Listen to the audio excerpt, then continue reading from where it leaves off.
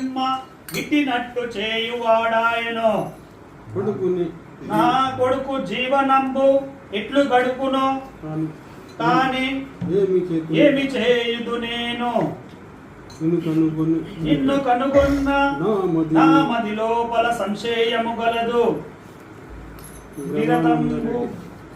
ముందు చేసిన పాపము నందక నెట్లు గోవున తల్లి దుఃఖము చెందనేలా. దిక్కులేని అట్టి దీనుల దిక్కు చూడ అరియగలడు. ఇక ఏడవకమ్మ మదిలో అమ్మా దేవుడే దిక్కు అని నీవు ఎరుగవా తల్లి.